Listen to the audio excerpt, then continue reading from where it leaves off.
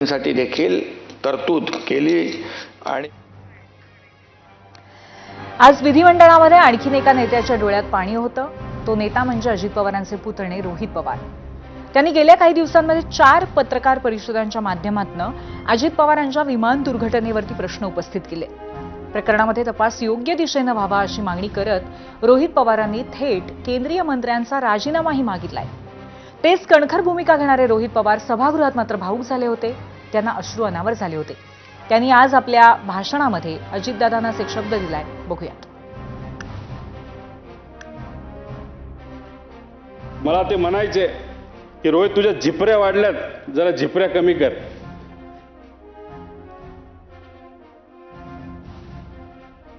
त्या दिवशी एक आदरांजली म्हणून इथं मी माझे केस कापले। ते मला म्हणायचे तू जरा शारीरिक वजन वाढले, तू जरा शारीरिक वजन कमी कर पण राजकीय वजन वाढव। महाराष्ट्रातील राजकारणाचा जिवंतपणा गेला। सगळ्यात महत्त्वाचे राज्याच्या राजकारणातील मिश्किलपणा गेला। अजितदादा पवार नावाचा जादूगार हसवत हसवत संबंध महाराष्ट्राला निशब्द करून गेला। मला ते म्हणायचे की रोहित तुझ्या झिपऱ्या वाढल्यात, जरा झिपऱ्या कमी कर।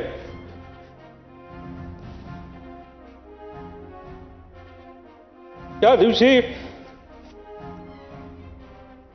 एक आदरांजली म्हणून इथं मी माझे केस कापले। ते मला म्हणायचे तू जरा शारीरिक वजन वाढले, तू जरा शारीरिक वजन कमी कर पण राजकीय वजन वाढव। मी नुसतं म्हणायचो हो करतो, पण मी त्यांना शब्द देतो की माझी हेअरस्टाईल मी अशीच ठेवेल, शारीरिक वजन कमी करेल, राजकीय वाढवेल। पण एक गोष्ट मात्र खरी, ते मला म्हणायचे वरचं बटन वरपर्यंत लावत जा। पण काकांना एक सांगायचंय 40-50 वर्षानंतर मी तेव्हा तुम्हाला भेटेल, तोपर्यंत मी बटन असंच उघडे ठेवणार। त्यावेळेस मात्र तुम्हाला भेटल्यानंतर हे बटन मी त्या ठिकाणी लावेल।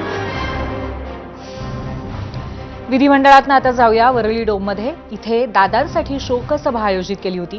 त्यावेळी महाराष्ट्राचे मुख्यमंत्री देवेंद्र फडणवीस, उपमुख्यमंत्री एकनाथ शिंदे, केंद्रीय मंत्री नितीन गडकरी, जयंत पाटील, आदित्य ठाकरे, सुशीलकुमार शिंदेंपासून सगळ्याच पक्षाचे सगळेच बडे नेते उपस्थित होते। मराठा आंदोलक मनोज जरांगेंपासून उद्योगपती गौतम अदानी, उद्योगपती मुकेश अंबानी सुद्धा शोकसभेला उपस्थित होते। विधिमंडळामध्ये ज्या पद्धतीने नेते मंडळी भावूक झाली तसंच चित्र इथेही होतं। इथेही नेत्यांनी दादांच्या आठवणी जाग्या केल्या आणि दादांना आदरांजली वाहिली, पाहूयात। दादा गेल्याने महाराष्ट्राची मोठी हानी झाली। महाराष्ट्राचा अर्थसंकल्प 11 वेळा त्यांनी मांडला। मगाशीच आकडेवारी पाहिली।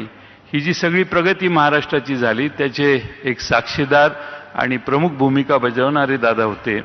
आणि म्हणून आज ज्याला स्वतःचा मतदारसंघ बांधायचा आहे, ज्याला स्वतःच्या मतदारसंघाचा विकास करायचा आहे, त्याने एकदा तरी आयुष्यात बारामतीला जाऊन विकास काय असतो हे पाहिलं पाहिजे। आणि म्हणून दादांनी स्वतःच्या बारामतीची काळजी घेतली आणि महाराष्ट्राची काळजी घेतली। असा नेता पुन्हा होणे नाही। एकदा तरी आयुष्यात बारामतीला जाऊन विकास काय असतो हे पाहिलं पाहिजे। आणि म्हणून दादांनी स्वतःच्या बारामतीची काळजी घेतली आणि महाराष्ट्राची काळजी घेतली। असा नेता पुन्हा होणे नाही। आणि म्हणून जाताना मी एवढेच म्हणतो, चिट्ठी ना कोई संदेश, जाने वो कौन सा देश। चिट्ठी ना कोई संदेश, जाने वो कौन सा देश, जहां तुम चले गए एक आह भरी होगी, एक आह भरी होगी, हमने ना सुनी होगी, जाते जाते तुमने आवाज तो दी होती। धन्यवाद। चिट्ठी ना कोई संदेश, जाने वो कौन सा देश।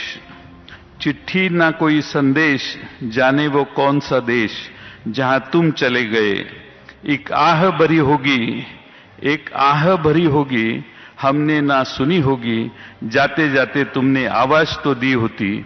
आदरणीय शरद पवार साहेबांच्या नेतृत्वाखाली पवार साहेबांचे त्यांच्यावर प्रचंड मोठं संस्कार होते आणि मी फार जवळून बघितलं अलीकडच्या काळात की पवार साहेबांच्यावर त्यांचं प्रचंड प्रेम होतं.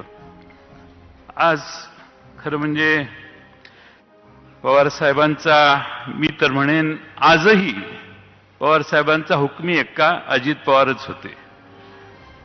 एवढा अजित पवारांच्यावर शरद पवारांचा त्यांच्या कर्तबगारीवर फार मोठा विश्वास होता.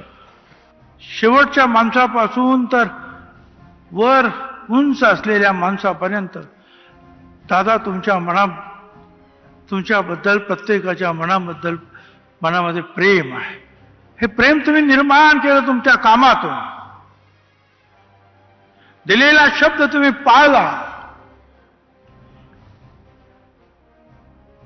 प्रसंगी तुम्ही धाडसी निर्णय सुद्धा घेतले. फार कमी वेळामध्ये दादा खूप मोठं काम तुम्ही महाराष्ट्रासाठी उभं केलं. दादा नेहमी वेळेवर जायचे. मग दादा आताच तुम्ही अवेळी कसे गेलात? याबरोबरच 0 आवरमध्ये आपण एक छोटासा ब्रेक घेणार आहोत, पण ब्रेक नंतर दादा